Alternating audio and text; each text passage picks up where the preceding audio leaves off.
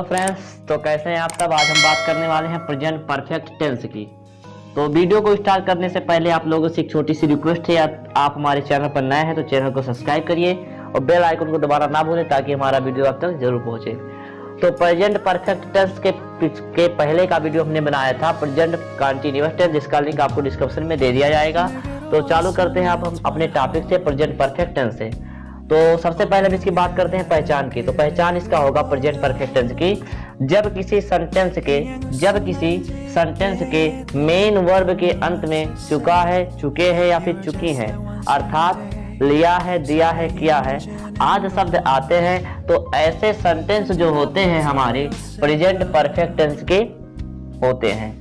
जब किसी सेंटेंस के मेन वर्ब के अंत में, जब किसी सेंटेंस के मेन वर्ब के अंत में चुका है, चुके हैं, चुकी है, अर्थात लिया है, दिया है, किया है आदि शब्द आते हैं, तो ऐसे सेंटेंस जो हमारे होते हैं वो प्रेजेंट परफेक्ट टेंस के वाक्य होते हैं। तो पहचान हम बताएं आप लोगों को। इसके बाद बात आती है हमारी हेल्पिंग वर्ब की। तो हेल्पिंग वर्ब जो हमारा होता है प्रेजेंट परफेक्ट टेंस में, हेल्पिंग वर्ब हम हैज और हैव लगाते हैं, हैज और हैव लगाते हैं। तो चलते हैं कि एक अफर्मेटिव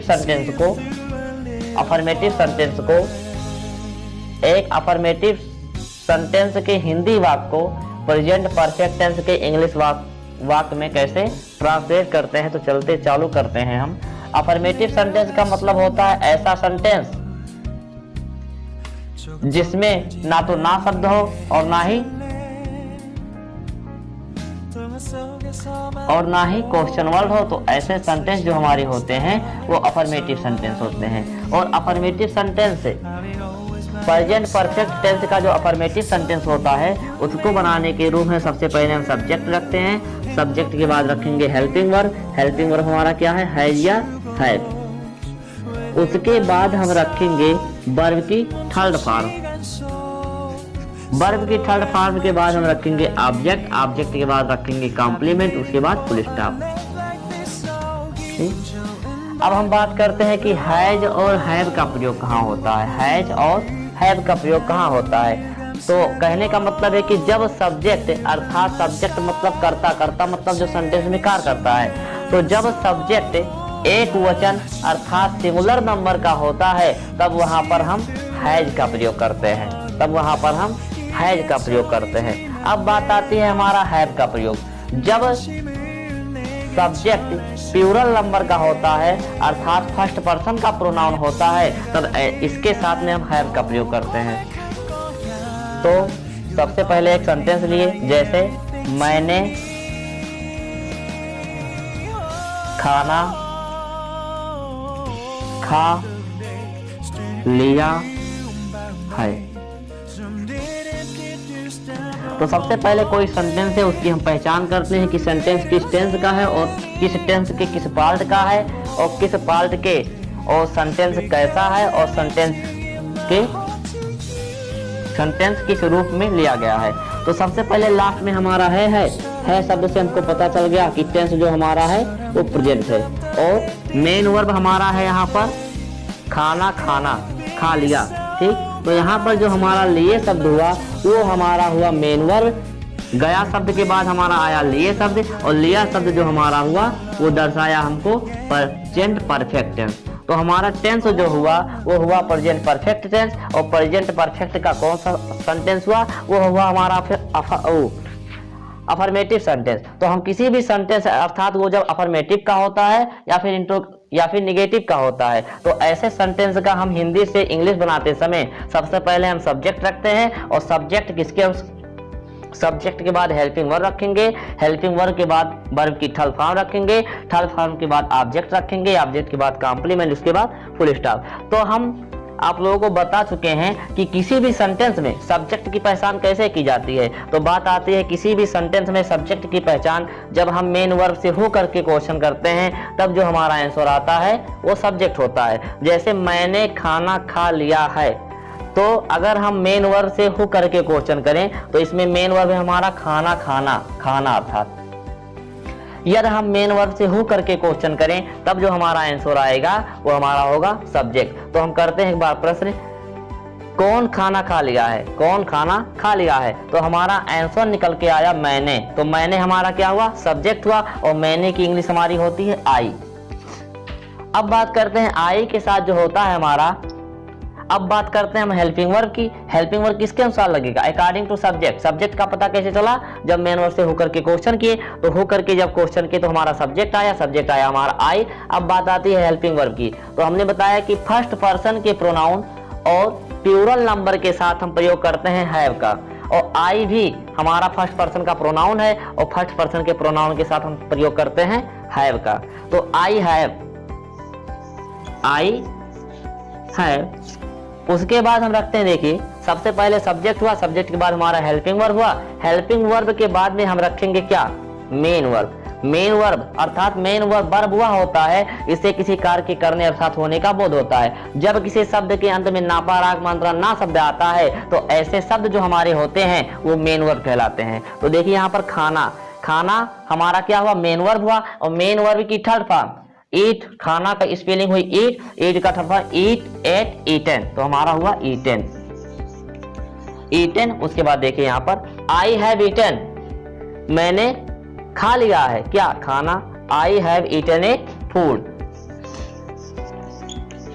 उसके बाद फुल स्टॉप। देखिए जब, तो हमारा हुआ सबसे पहले सब्जेक्ट, सब्जेक्ट के बाद हेल्पिंग वर्ब, हेल्पिंग वर्ब के बाद मेन वर्ब, मेन वर्ब के बाद ऑब्जेक्ट। ऑब्जेक्ट किसे कहते हैं, ऑब्जेक्ट का पता कैसे चलता है सेंटेंस में, जब मेन वर्ब से क्या या फिर से करके क्वेश्चन करते हैं, तब जो हमारा आंसर आता है वो हमारा होता है ऑब्जेक्ट। जैसे मैंने क्या खाला, मैंने क्या खा लिया, तो आंसर क्या आया, खाना, तो खाना हमारा क्या हुआ, ऑब्जेक्ट हुआ।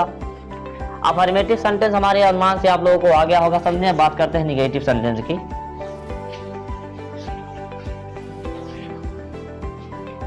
अफर्मेटिव सेंटेंस आप लोगों को समझ में आ गया हो। निगेटिव सेंटेंस में होता क्या है कि जहां पर हेल्पिंग वर्ब होता है उसके जस्ट बाद में हम नॉट लगा देते हैं।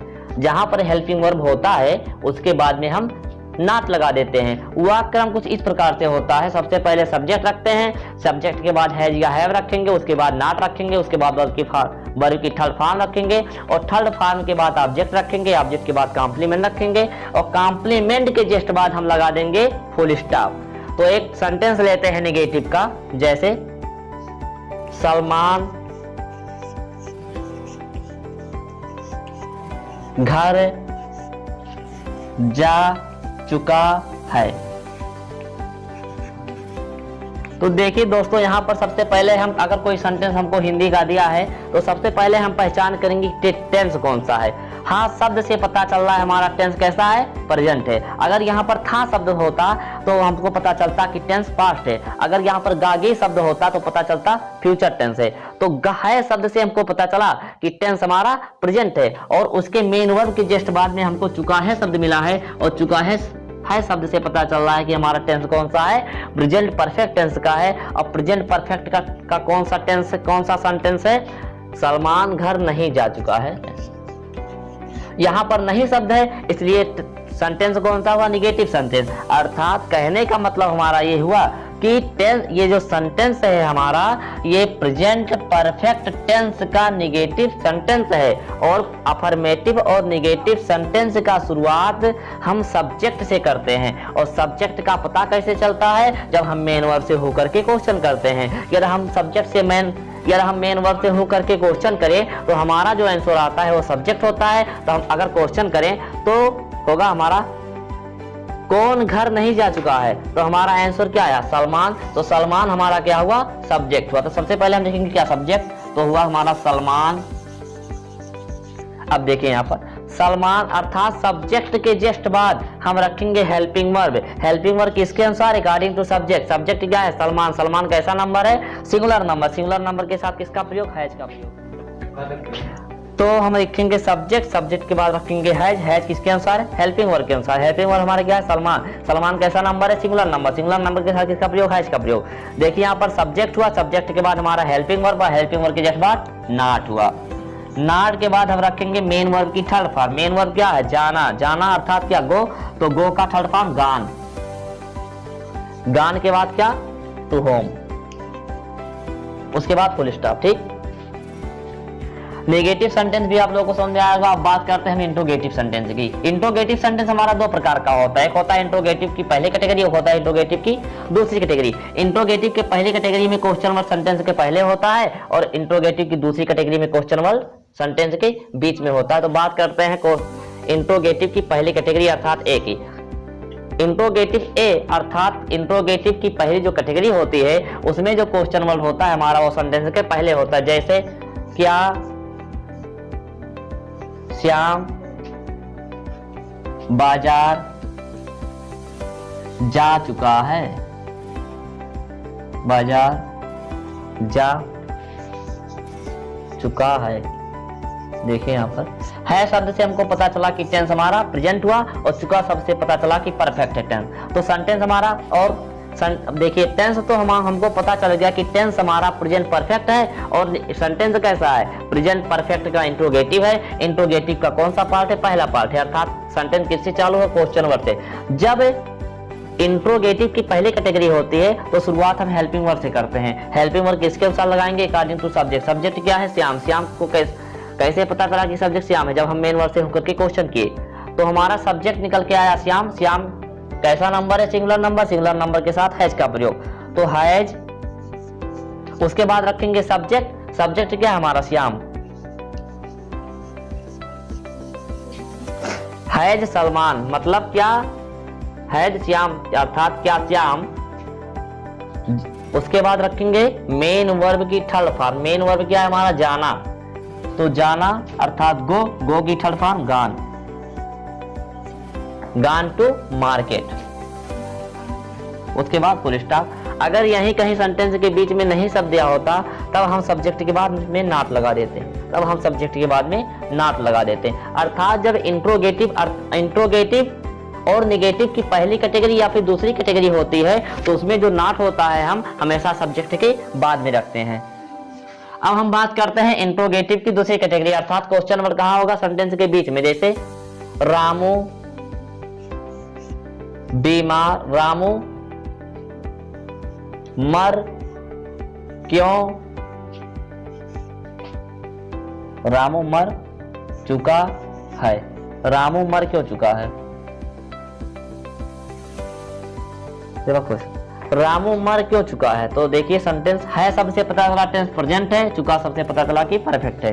तो सेंटेंस कैसा हुआ, टेंस कौन सा हुआ, प्रेजेंट परफेक्ट। क्वेश्चन वर्ड बीच में है तो सेंटेंस कैसा हुआ, इंट्रोगेटिव की दूसरी कैटेगरी। क्वेश्चन वर्ड बीच में, शुरुआत किससे, क्वेश्चन वर्ड से। तो हुआई, हुआई के बाद क्या रखेंगे हम, हेल्पिंग वर्ड। हेल्पिंग वर्ड किसके अनुसार, अकॉर्डिंग टू सब्जेक्ट। सब्जेक्ट क्या है, रामू। हुआई के बाद क्या रखेंगे, हेल्पिंग वर्ड। हेल्पिंग वर्ड किसके अनुसार, रामू के अनुसार। रामू कैसा number, singular number, singular number के साथ हैज का प्रयोग, तो हुआई हैज रामू। उसके बाद क्या होगा, मर चुका अर्थात डाइड, डाई। उसके बाद क्वेश्चन मार्क हमारा हो गया, ठीक।